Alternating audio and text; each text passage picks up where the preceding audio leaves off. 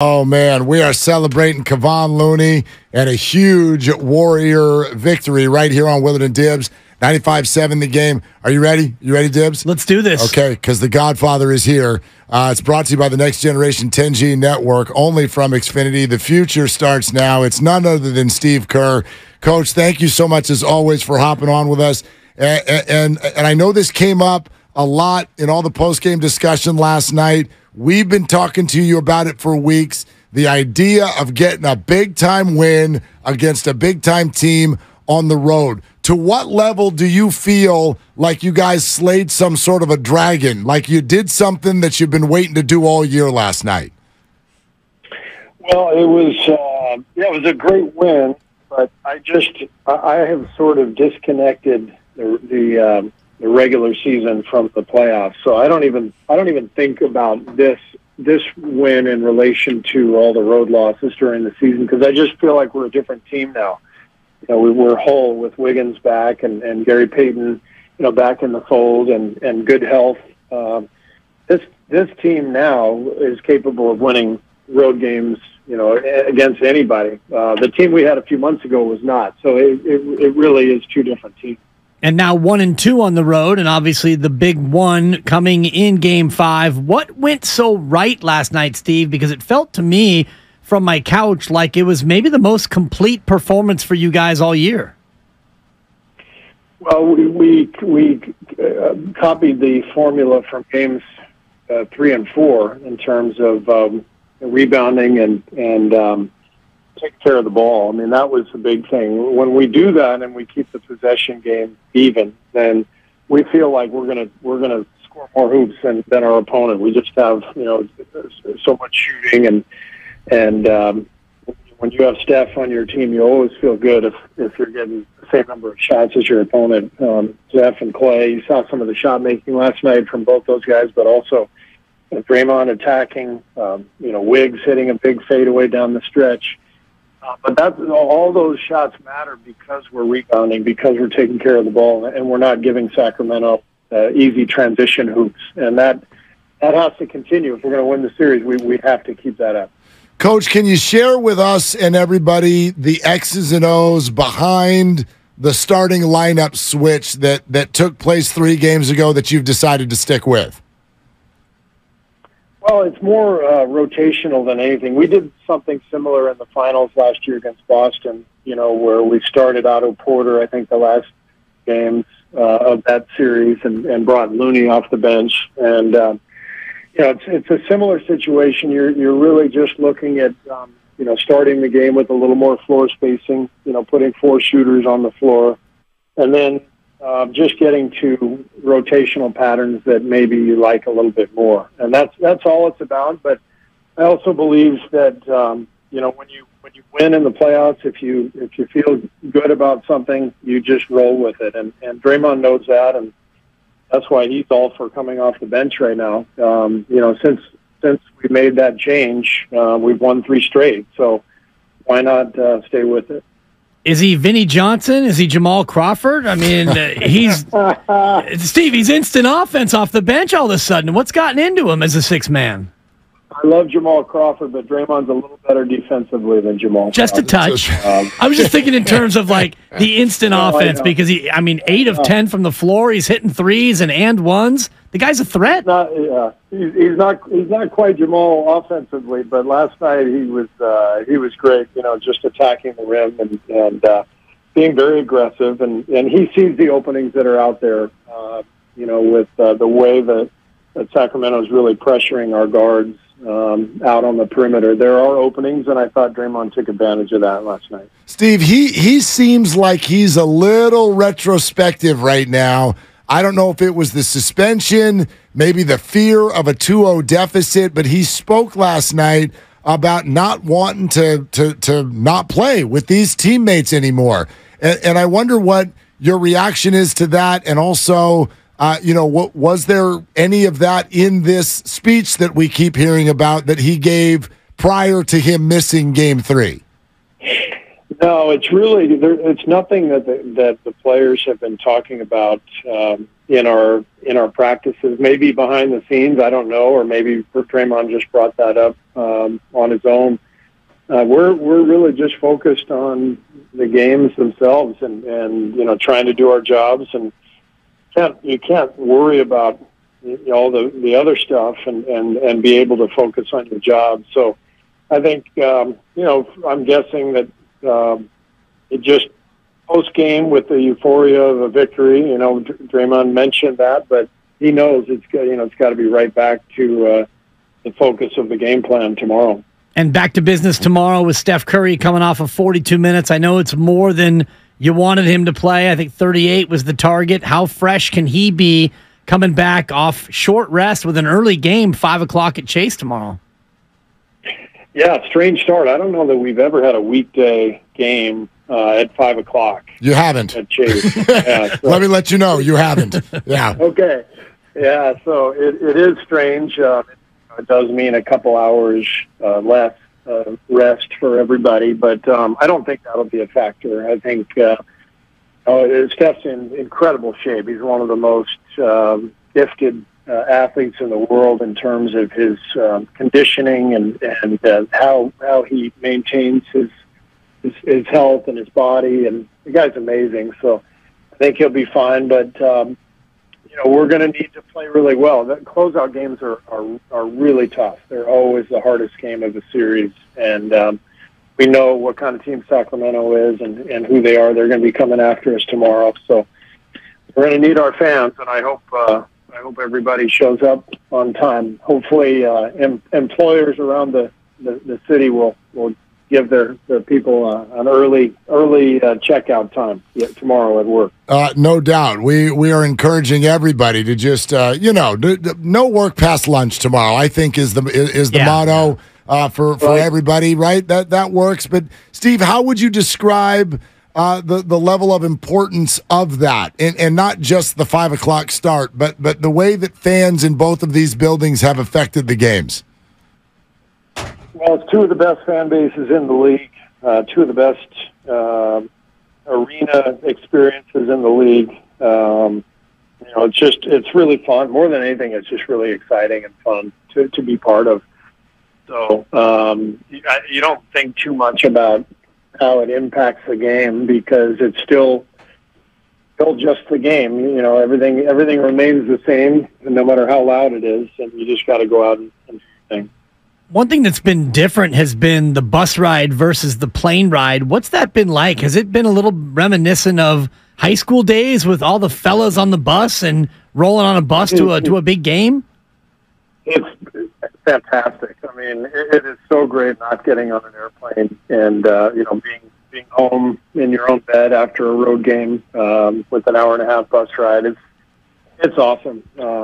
I would sign up for this playoff matchup every year. It's been so much fun to be a part of, and I'm sure both teams are enjoying not flying off to Memphis or New Orleans or Houston or somewhere almost all the way across the country. Steve Kerr with us here on Willard and Dibs. What are the rides like, though? I mean, Dibs says, is it like high school? I got to imagine there's like 800 more authority personnel driving along with you. Like, what do these bus rides look like? Pretty quiet, really.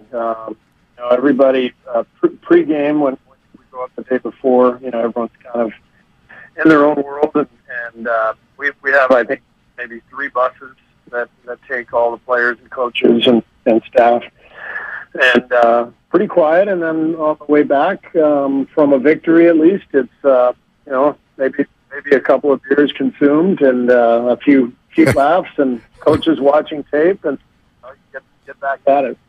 If something happens to the bus, is Kevon Looney the first guy out there to change the tire? 100%. I mean, Steve, we have a YouTube thread, and everyone is like, Loon keeps his burp silent. Loon knows your pronoun. All the things about Kevon Looney. Is he really this guy? I mean, 22 rebounds with a ho-hum demeanor. Is he just this dude on and off the floor? He is. He's really a model for every young player that comes through here. We just point at Loon and say, go do what he does. Just the way he conducts himself, the way he takes care of his body, his diligence with his work every day, the way he handles our decisions as coaches, whether he starts, whether he comes off the bench, whether his minutes go up, whether they go down. He's the same guy over and over again. He just comes to work and gets his job done and goes home, and can't tell you how valuable that is. Steve, you mentioned the way he takes care of his body. Moses was on with us last week and mentioned the yoga that they do together, and we didn't even know what yoga was. And then there's a New York Times article about it a couple days ago. Did you see that? I did not. Yeah, the New York Times article about Kevon Looney. I mean, some attention, finally, About time. About time. You'd think 22 rebounds a night would do the trick, not yoga, but whatever, I guess. Yeah, whatever. Do you do yoga, Steve? I do yoga. I have seen Loon doing his program. When I come to my office at our facility every day, I look down on the floor, and Loon is doing apparently yoga. I thought it was just yoga, but he's doing yoga on his own, sometimes with Moses, sometimes Andre Iguodala will do it, but Loon's there pretty much every morning getting his work in, and that's how he starts his day. Is there another athlete you can remember maybe from your playing days who overcame this level of physical maladies to go on to become this impactful for a team at this level?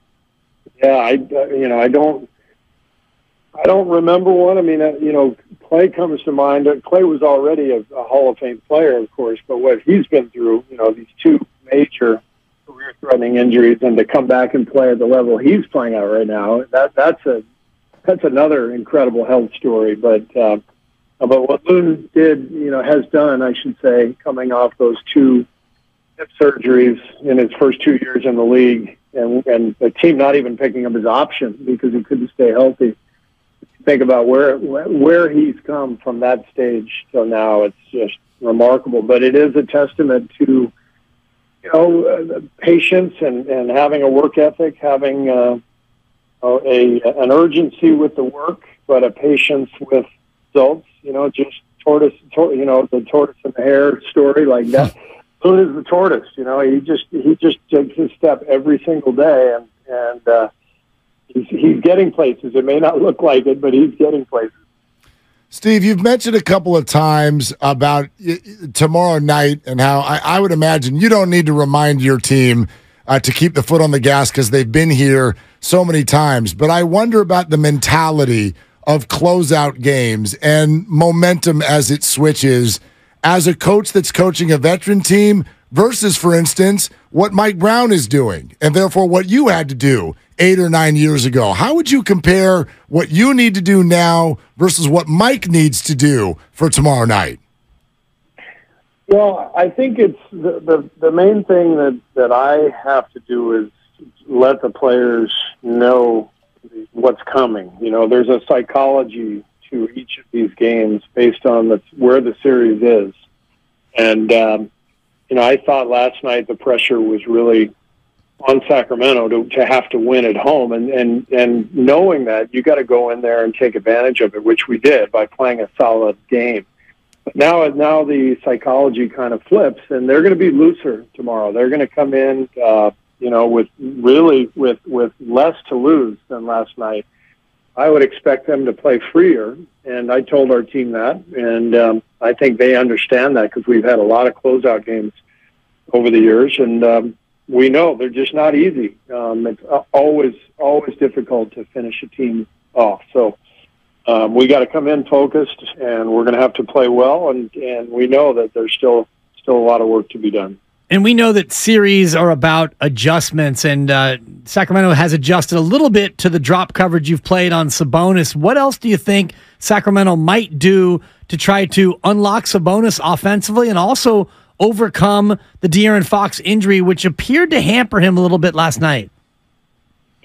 Well, we'll see. I mean, at this stage, I think after 5 games, I think most of the adjustments are done. They did some nice things the last 2 games to counteract some of the things that we're doing, to try to get their guys more spacing. And as far as De'Aaron, he came out and hit 3 straight threes to start the game, so it didn't look like he was affected. The guy's such a good player, and I love the way he has sort of handled this. His comments are so great. Just, no excuses. You just go play, and there's nothing you can do about it. And that's exactly right.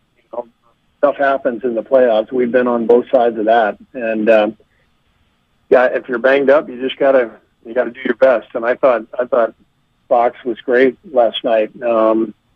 So we've got to be prepared for him and for Sabonis and for their offense and all the great things they do, and be ready for any adjustments they might make.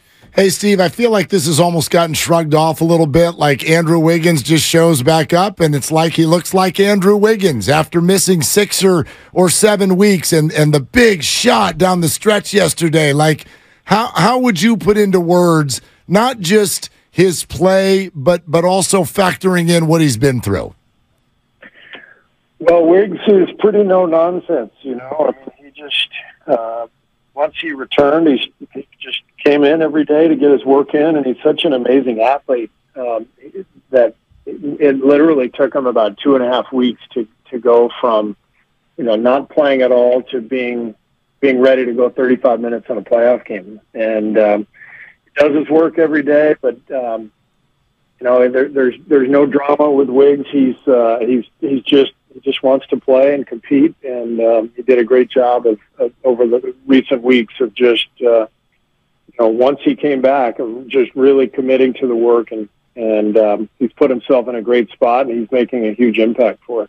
Is it safe to say that GP2 is over his stomach ailment based on the flurry with which he played last night? Yeah. I mean, I thought he was still affected in Game 4. After missing Game 3, Game 4, he didn't look like himself. We didn't give him many minutes, and last night he was brilliant. So he made a huge impact. He's feeling much better and ready to go again tomorrow.